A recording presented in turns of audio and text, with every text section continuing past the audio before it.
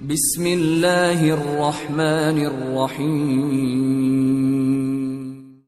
قاضی ابو اسد بن فرات اور ابو فہر دونوں جب اپنے لشکر کے ساتھ سرقوسا کے حفاظتی قلعے کراس کے پاس پہنچے تو بطارکہ نے اندازہ لگا لیا اگر مسلمانوں نے کراس اور سرقوسا کا محاصرہ کر لیا تو کوئی بھی طاقت انہیں محاصرہ اٹھانے پر مجبور نہیں کر سکے گی، اس لیے کہ وہ جانتا تھا اس کے پاس اتنی قوت نہیں کہ وہ مسلمانوں کا مقابلہ کر سکے، اس لیے کراس کے قلعے کو چھوڑ کر وہ سرقوسا شہر میں محصور ہو گیا تھا۔ تاہم اسے یہ بھی خبریں پہنچ چکی تھی کہ قسطنطنیہ سے ایک بہت بڑا بحری بیڑا رومنوں کے ایک جرار لشکر کو لے کر ان کی مدد کے لیے پہنچنے والا ہے، اور یہ خبریں بھی پہنچ رہی تھیں کہ رومنوں کا وہ لشکر صقلیہ کی بندرگاہ بلرم پر پہنچ چکا ہے اور عنقریب مسلمانوں سے جنگ کرنے کے لیے سرقوسا کا رخ کرے گا۔ بہرحال صورتحال دیکھتے ہوئے بطارکہ نے یہ فیصلہ کیا کہ مسلمانوں سے جنگ نہیں کرنی چاہیے بلکہ عارضی صلح کر کے کچھ وقت گزارنا چاہیے تاکہ رومنوں کا لشکر ان کی مدد کے لیے پہنچ جائے۔ یہ فیصلہ کرنے کے بعد بطارکہ سرقوسا کے سرکردہ لوگوں کے ساتھ شہر سے نکلا، قاضی اسد بن فرات اور ابو فہر کی خدمت میں حاضر ہوا اور صلح کی پیشکش کی اور امان طلب کر لی۔ ابو فہر اور قاضی اسد بن فرات نے آپس میں صلاح و مشورہ کیا اور چند شرائط پر بطارکہ سے صلح ہو گئی اور انہیں امان دے دی گئی۔ اب صورتحال یہ پیدا ہوئی کہ صقلیہ کے جو علاقے مسلمانوں نے بزور شمشیر فتح کر لیے وہ انہی میں ٹھہر کر ان کا نظم و نسق درست کرنے لگ گئے۔ اب چونکہ بطارکہ کے ساتھ صلح ہو گئی تھی لہٰذا اسلامی اصول جنگ کے مطابق بطارکہ سے جزیہ کی وصولی کے بعد مسلمانوں کے حملوں کا کوئی جواز نہ پیدا ہوتا تھا، جس کی بنا پر اسلامی لشکر نے بھی اپنے حملے موقوف کر دیے تھے۔ دوسری جانب اہل سرقوسا بھی اسلامی حکومت افریقہ کے قریب ہونے کی وجہ سے اسلامی اصول و احکام سے واقف تھے۔ اب وہ پوری طرح مطمئن تھے کہ مسلمانوں کے ساتھ صلح کی شرائط طے ہونے کے بعد اور جزیہ ادا کرنے کے بعد دنیا کی کوئی طاقت ان پر حملہ آور نہیں ہو سکتی۔ پھر یہ صلح زیادہ دیر تک قائم نہ رہ سکی اور اس کے قائم نہ رہنے کی دو وجوہات تھیں۔ پہلی یہ کہ فہمی جو کبھی یہاں کا حاکم تھا صقلیہ میں اسلامی حکومت کے قیام اور استحکام کے قطعی خلاف تھا، وہ نہیں چاہتا تھا کہ مسلمان مستقل طور پر صقلیہ میں قیام کریں۔ اسے یہ دکھائی دے رہا تھا کہ صقلیہ کے ایک حصے پر مسلمان حکومت کرتے دکھائی دے رہے ہیں، دوسرے حصے پر بطارکہ جم گیا ہے اور اس کی حکومت کرنے کے کوئی آثار نہیں ہیں، لہٰذا اس نے اندرونی خانہ سازشوں کا ایک وسیع جال پھیلا دیا تھا۔ اس نے قلعہ کراس اور سرقوسا شہر کے سرکردہ لوگوں اور دیگر عمائدین سے رابطہ قائم کیا، انہیں مسلمانوں کے خلاف غلط خبریں پھیلاتے ہوئے خوب برانگیختہ کر کے آمادہ جنگ کرنے لگا تھا، اور فہمی اس میں کسی قدر کامیاب بھی رہا، اس لیے کہ اس کے برانگیختہ کرنے پر لوگ مسلمانوں کے خلاف حرکت میں آئے۔ ان کے حرکت میں آنے کی ایک وجہ یہ بھی تھی کہ صقلیہ کا اصل حکمران بلاتا شکست اٹھا کر اٹلی جا کے پناہ گزین ہو گیا تھا۔ بطارکہ جنگ کا کوئی تجربہ نہیں رکھتا تھا، اس لیے لوگ یہ محسوس کرنے لگے تھے کہ مسلمانوں کے سامنے وہ ان کی حفاظت نہیں کر سکے گا۔ اس بنا پر بطارکہ کی نسبت وہ فہمی کو زیادہ پسند کرنے لگے تھے، اس لیے کہ فہمی ایک تو سابق امیر البحر تھا، جنگ کا تجربہ رکھتا تھا، اس لیے جب اس نے مسلمانوں کے خلاف لوگوں کو بھڑکانا شروع کیا تو لوگوں نے اس کے مشوروں کو قبول کرنا شروع کر دیا اور جنگی تیاریوں میں مصروف ہو گئے۔ سب سے پہلے سرقوسا کے قلعے کو چاروں طرف سے مستحکم کیا گیا، پھر قرب و جوار کے تمام گرجوں اور کلیساؤں کے جواہرات سمیٹ کر قلعے کے اندر محفوظ کر لیے گئے۔ سرقوسا میں جو حفاظتی لشکر تھا وہ قلعہ بند ہو گیا، مضافات شہر سے رسد کا کافی سامان قلعہ اور شہر میں محفوظ کر لیا گیا، اور یہ فیصلہ کیا گیا کہ سرقوسا میں رہ کر مسلمانوں کے خلاف ایک طویل دفاعی جنگ کی ابتدا کی جائے جس سے تنگ آ کر مسلمان واپس جانے پر مجبور ہو جائیں۔ معاہدے کو توڑنے کی دوسری بڑی وجہ یہ تھی کہ اب انہیں واضح طور پر یہ خبریں ملنی شروع ہو گئی تھیں کہ رومنوں کا ایک بہت بڑا لشکر جو قسطنطنیہ سے روانہ ہوا تھا وہ بلرم کی بندرگاہ پر اتر چکا ہے، اور چند ہی یوم تک وہ بڑی تیزی اور سرعت کے ساتھ پیش قدمی کرتے ہوئے کراس اور سرقوسا کے باہر نمودار ہوگا اور مسلمانوں پر حملہ آور ہوگا۔ اس بنا پر بھی اہل سرقوسا نے مسلمانوں سے کیے گئے وعدے کی خلاف ورزی کی اور مسلمانوں کے خلاف جنگ پر آمادہ ہو گئے تھے، اور انہیں امید تھی کہ جب شہر کی طرف سے وہ خود اور باہر کی طرف سے قسطنطنیہ سے آنے والے رومنوں کا لشکر مسلمانوں پر حملہ آور ہوگا تو صرف دو صورتیں سامنے آئیں گی۔ اول یہ کہ مسلمانوں کو ان سرزمینوں میں تباہ برباد اور نیست و نابود کر دیا جائے گا، دوسری یہ کہ اگر ان میں سے کوئی بچ بھی گیا تو صقلیہ میں ٹھہرنے کے بجائے وہ باکر افریقہ میں پناہ لینے کو ترجیح دیں گے۔ مسلمانوں کو یہ ساری خبریں مل رہی تھیں، لیکن جب تک اسلامی لشکر کے اندر ابو فہر موجود تھا ان کے حوصلے بلند تھے۔ وہ جانتے تھے کہ قاضی اسد بن فرات تو جنگ کا اتنا بڑا تجربہ نہیں رکھتا، لیکن ان کا سپہ سالار اعلیٰ ابو فہر بد سے بدترین حالات میں بھی دشمن کے سامنے جمنے اور ٹھہرنے کی طاقت رکھتا ہے، اور وہ چھوٹے لشکر کے ساتھ بڑے سے بڑے دشمن کے لشکر کو تباہ و برباد کرنے کا ہنر جانتا ہے۔ لہٰذا جب یہ خبریں آنا شروع ہوئی کہ پہلے سرکوسا نے بغاوت کر دی ہے اور معاہدہ توڑ دیا ہے، اور یہ کہ رومنوں کا ایک لشکر مسلمانوں کی طرف پیش قدمی کر رہا ہے، تو ان خبروں سے مسلمانوں کے لشکر میں کوئی حوصلہ شکنی اور ان کے ولولوں میں کوئی کمی نہ آئی۔ ابو فہر کی سرکردگی میں وہ دونوں قوتوں سے جنگ کرنے کے لیے آمادہ تھے۔ اسی دوران افریقہ سے ایک اور بری خبر آئی جسے لشکریوں تک نہ پہنچایا گیا۔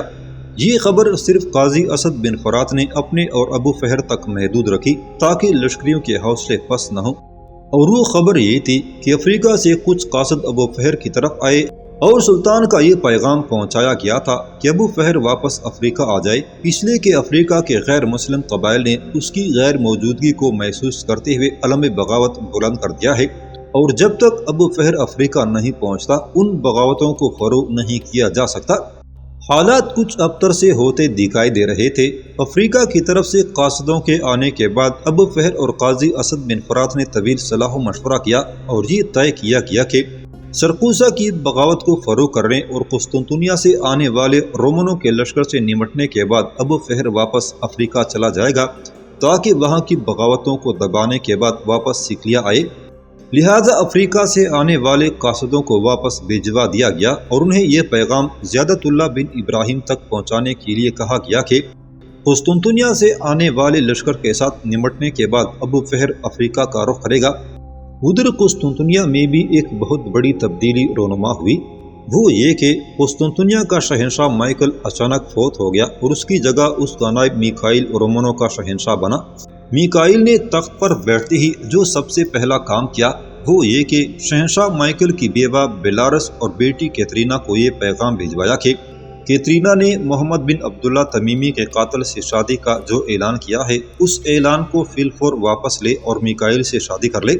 تیوفلس کے ذریعے اس نے یہ بھی دھمکی دے دی کہ اگر کیترینا نے ایسا کرنے سے انکار کر دیا تو میکائیل زبردستی کیترینا کو اپنے حرم میں داخل کرے گا۔ چند روز تک خاموشی رہی۔ بیلارس اور کیترینا دونوں نے میکائیل کے اس رد عمل کا کوئی جواب نہ دیا، یہاں تک کہ میکائیل نے اپنے کچھ آدمیوں کے ذریعے ایک اور دھمکی دی، اور وہ یہ تھی کہ اگر کیترینا ایک ہفتے کے اندر اندر میکائیل کے ساتھ شادی کرنے پر آمادہ نہ ہوئی تو اس کی ماں بیلارس اور اس کے بھائی انطونیو دونوں کو قتل کرنے کے بعد وہ زبردستی کیترینا کو اپنے حرم میں داخل کرے گا۔ یہ حالات کیترینا، اس کی ماں بیلارس اور بھائی انطونیو کے لیے ناقابل برداشت تھے۔ اپنے آپ کو اب قسطنطنیہ میں غیر محفوظ محسوس کرنے لگے تھے۔ جہاں میکائیل کے ہم نوا اس کے بدترین دشمن ہو چکے تھے وہاں قسطنطنیہ میں ان کے ہمدرد بھی تھے۔ انہوں نے میکائیل کی اس پیشکش کا تو کوئی جواب نہ دیا، اپنے ہمدردوں سے مشورہ کیا۔ ان کے ہمدردوں میں کچھ پادری بھی تھے جنہوں نے بیلارس، کیترینا اور انطونیو کو یہی مشورہ دیا کہ وہ قسطنطنیہ سے نکل کر صقلیہ کا رخ کریں۔ انہیں یہ بھی بتا دیا گیا کہ صقلیہ کے سابق حکمران بلاتا کی بیوی اور اس کی بیٹی تیورا سرکوسا شہر کے نواح میں اور لیوس کے سرائے میں ٹھہرے ہوئے ہیں، لہٰذا وہ تینوں بھی اور لیوس کے سرائے میں چلے جائیں، اس لیے کہ اور لیوس بیلارس، کیترینا اور انطونیو تینوں کا جاننے والا ہے اور ان کا قریبی رشتہ دار بھی ہے۔ بیلارس، کیترینا اور انطونیو کو یہ فیصلہ پسند آیا، لہٰذا اپنے ہمدردوں اور کچھ پادریوں کی مدد سے ایک رات ایک کشتی میں وہ قسطنطنیہ سے نکل کھڑے ہوئے۔ ان کے ساتھ 4 محافظ تھے جو کشتی کو بھی حرکت میں لا رہے تھے اور رات کی تاریکی میں انہیں لے کر وہ قسطنطنیہ سے بہت دور نکل جانا چاہتے تھے۔ یوں رومنوں کے شہنشاہ مائیکل کے مرنے اور میکائیل کے شہنشاہ بننے کے بعد بیلارس، کیترینا اور انطونیو تینوں اپنے 4 محافظوں کے ساتھ قسطنطنیہ سے صقلیہ کا رخ کر گئے تھے۔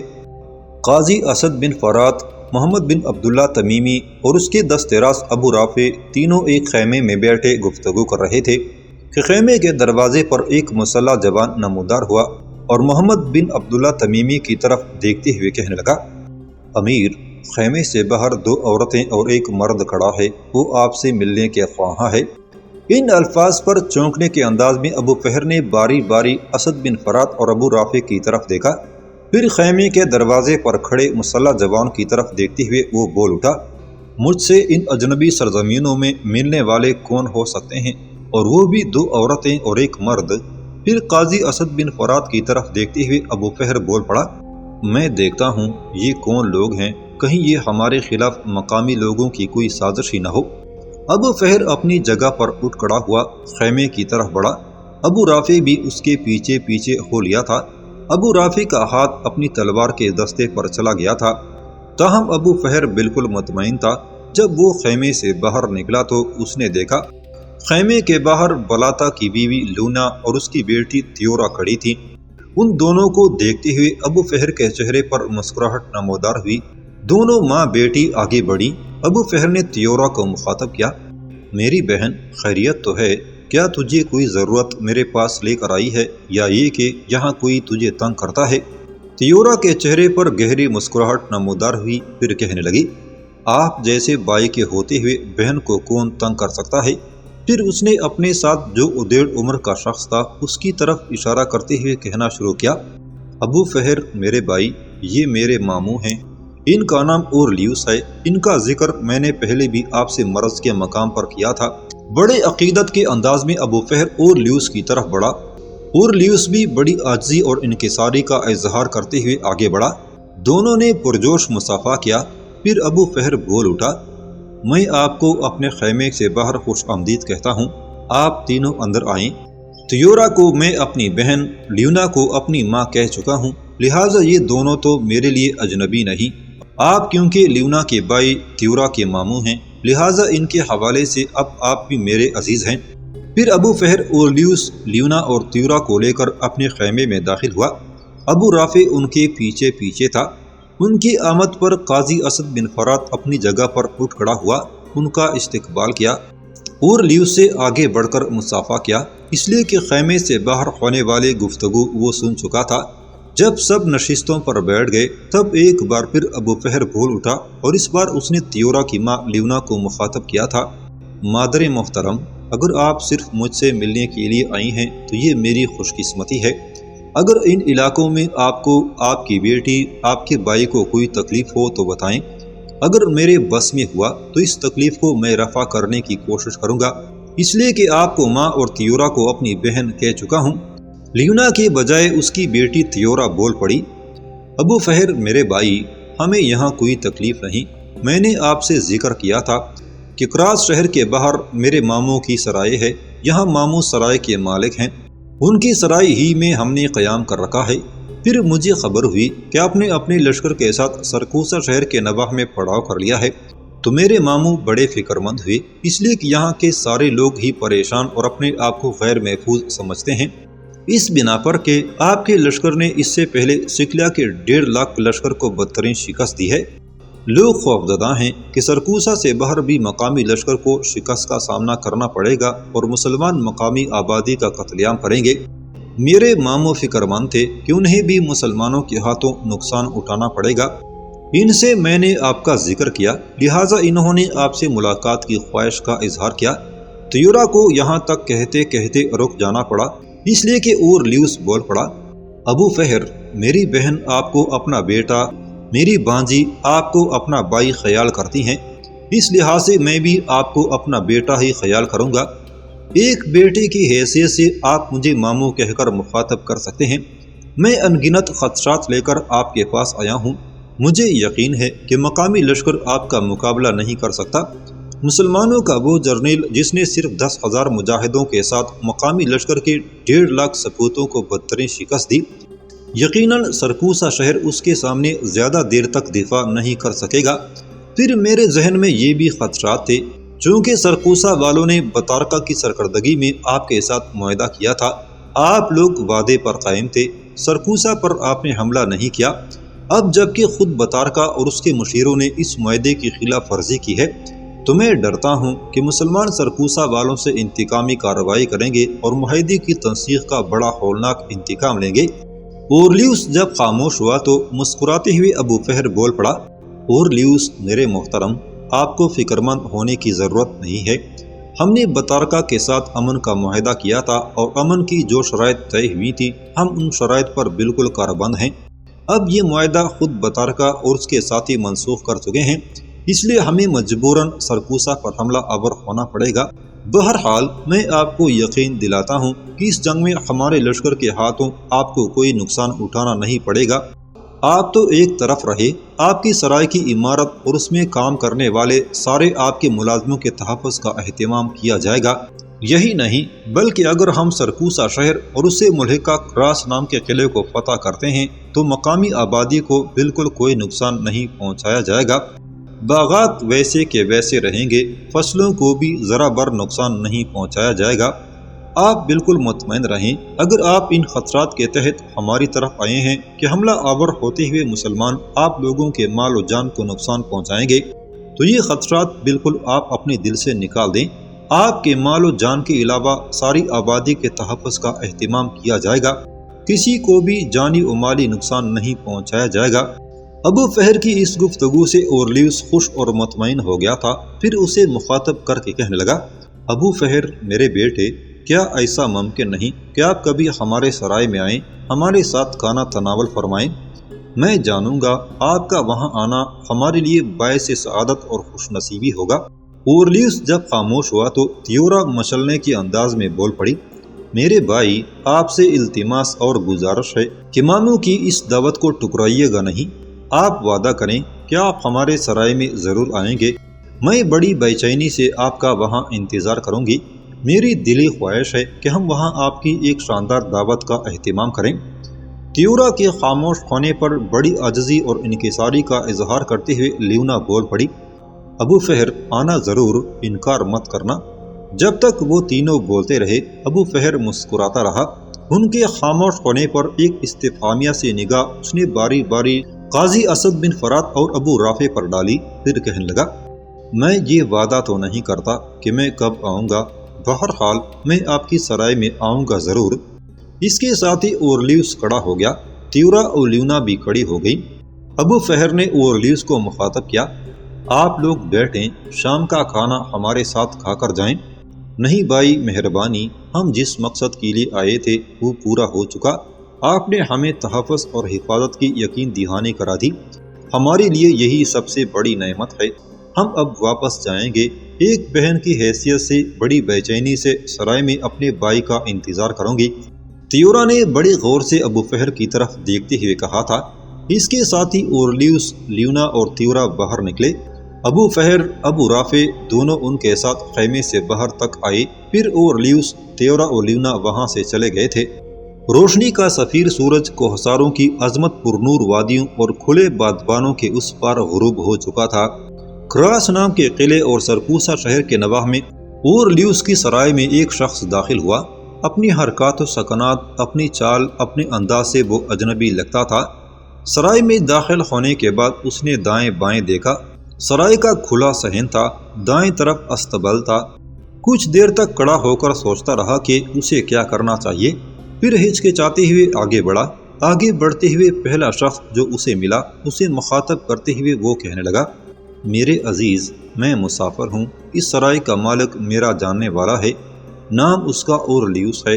میں شکل سے اسے نہیں پہچانتا، نہ ہی وہ مجھے میرے چہرے سے جانتا ہے، بس میرا ایک عزیز اس کا جاننے والا ہے، اس نے مجھے اس کی طرف بھیجا ہے، اس کے لیے میرے پاس ایک اہم پیغام ہے۔ اس شخص نے آنے والے اس اجنبی کو لمحہ بھر کے لیے پاؤں سے سر تک دیکھا، اس کا جائزہ لیا، پھر کہنے لگا، میرے ساتھ آؤ۔ اسے لے کر وہ سرائے کے بڑے کمرے میں داخل ہوا۔ اندر مشعلوں کی روشنی نے سرائے کے اس بڑے کمرے کو چکا چوند میں ڈبو دیا تھا۔ اندر کچھ لوگ بیٹھے کھانا کھا رہے تھے، کچھ منچلے ایک طرف بیٹھے ہوئے شراب نوشی کرتے ہوئے ہلا گلا کر رہے تھے۔ اس کمرے کے وسط میں کھڑے ایک ادھیڑ عمر شخص کی طرف اشارہ کرتے ہوئے آنے والے اجنبی کو اس نے مخاطب کیا، وہ جو سامنے شخص کھڑا ہے وہ شخص اورلیوس ہے اور سرائے کا مالک ہے۔ اجنبی نے اس کا شکریہ ادا کیا، جس پر وہ اس کمرے سے نکل گیا۔ اجنبی آہستہ آہستہ آگے بڑھتے ہوئے جس شخص کی طرف اشارہ کیا گیا تھا اس کے قریب گیا اور اسے مخاطب کر کے کہنے لگا، اگر میں غلطی پر نہیں تو تم اورلیوس ہو۔ اس شخص نے چونکنے کے انداز میں آنے والے کی طرف دیکھا، پھر کہنے لگا، یقیناً میں ہی اورلیوس ہوں، سرائے کا مالک ہوں، کہو کیا کہنا چاہتے ہو؟ آنے والے اجنبی نے لمحہ بھر کے لیے اپنے ہونٹوں پر مسکراہٹ بکھیری، پھر ہلکی سی آواز میں کہنے لگا، محترم اورلیوس، اگر تم برا نہ مانو تو تھوڑی دیر کے لیے علیحدگی میں میری بات سنو۔ اورلیوس جن لوگوں کے ساتھ محو گفتگو تھا ان سے اس نے معذرت کر لی، پھر اس اجنبی کے ساتھ ہو لیا۔ کچھ دور جا کے اجنبی رک گیا، پھر اورلیوس کی طرف دیکھتے ہوئے کہنے لگا، میں آپ سے ایک انتہائی اہم راز کی گفتگو کرنا چاہتا ہوں۔ پہلے آپ وعدہ کریں کہ آپ اس راز کو راز ہی رکھیں گے، اس لیے کہ اس میں کچھ لوگوں کی زندگی کا سوال ہے۔ اورلیوس پریشان ہو گیا، کچھ دیر سوالیہ سے انداز میں اس کی طرف دیکھا، پھر کہنے لگا، کہو تم کیا کہنا چاہتے ہو؟ آنے والا اجنبی اپنا منہ اس کے کان کے قریب لے گیا، پھر کہنے لگا، کیا آپ بلارس اور کیترینا کو جانتے ہیں؟ بلارس اور کیترینا کا نام سن کر اورلیوس چونکا تھا۔ آنے والے نے چونکہ بڑی رازداری کے ساتھ گفتگو کی تھی، لہٰذا اس نے بھی دھیمے لہجے میں اسے مخاطب کر کے کہنا شروع کیا، میں ان دونوں کو خوب جانتا ہوں، یوں جانو بلارس میری بہن، کیترینا میری بیٹی ہے، کہو ان کا کیا حال ہے، وہ کیسی ہیں؟ اس لیے کہ شہنشاہ مائیکل تو مر چکا ہے اور اس کی جگہ میکائیل قسطنطنیہ کا شہنشاہ بن چکا ہے۔ اورلیوس مزید کچھ کہنا چاہتا تھا کہ آنے والے اجنبی نے پھر اسے رازداری میں مخاطب کیا، اورلیوس تم نے میرے سارے ہی وسوسے، سارے اندیشے دور کر دیے ہیں۔ دیکھو شہنشاہ مائیکل کے بعد میکائیل شہنشاہ بنا تو اس نے جو سب سے پہلا کام کیا وہ یہ کہ شہزادی کیترینا کو شادی کا پیغام بھجوایا۔ اجنبی کچھ دیر رکا، کچھ سوچا، اس کے بعد دوبارہ کہتا چلا گیا، محترم اورلیوس، کیترینا میکائیل کو ناپسند کرتی ہے، بے شک وہ رومنوں کا شہنشاہ ہی صحیح، لیکن وہ کیترینا سے دگنی سے بھی زیادہ عمر کا ہے، اور پھر کیترینا ایک ایسی خوبصورت لڑکی ہے کہ بہت سے یورپی ممالک کے حکمران جو نوجوان ہیں، خوبصورت ہیں، اسے اپنی ملکہ بنانے کے لیے تیار ہیں۔ لہٰذا میکائیل کے ساتھ کیترینا نے شادی سے انکار کر دیا۔ اس کی ماں بلارس نے بھی کیترینا کا ساتھ دیا۔ کچھ دن تک میکائیل انہیں منانے کی کوشش کرتا رہا، پھر جب اس نے جبر کرنا چاہا تو بلارس کیترینا اور اپنے بیٹے انتونیو کو لے کر کچھ پادریوں کی مدد سے قسطنطنیہ سے نکل کڑی ہوئی۔ ان کے ساتھ 4 محافظ ہیں، ان 4 محافظوں میں سے ایک میں بھی ہوں۔ محترم اورلیوس، کیترینا اور اس کی ماں بلارس اور بھائی انتونیو کو لے کر ہم یہاں پہنچ چکے ہیں۔ وہ تینوں میرے 3 ساتھیوں کے ساتھ اس وقت آپ کی سرائے کے باہر کھڑے ہیں۔ میں احتیاطاً اندر آیا ہوں کہ پہلے دیکھوں واقعی آپ سرائے کے مالک ہیں اور یہ کہ آپ ان تینوں کو جانتے ہیں۔ اس اجنبی کے اس انکشاف پر اورلیوس پریشان ہو گیا، پھر دھیمی سی آواز میں اسے مخاطب کر کے کہنے لگا، تم نے یہ خبر سنا کر مجھے اور زیادہ پریشان کر دیا ہے۔ تم نے بڑا ظلم کیا ہے، ان تینوں کو تم نے باہر کیوں کھڑا کر دیا؟ میں تمہیں بتا چکا ہوں کہ بلارس میری بہن کی جگہ ہے، کیترینا میری بیٹی اور انتونیو میرا بیٹا ہے۔ چلو میرے ساتھ، میں انہیں اندر لے کر آتا ہوں۔ اس پر آنے والا اجنبی پھر بول پڑا،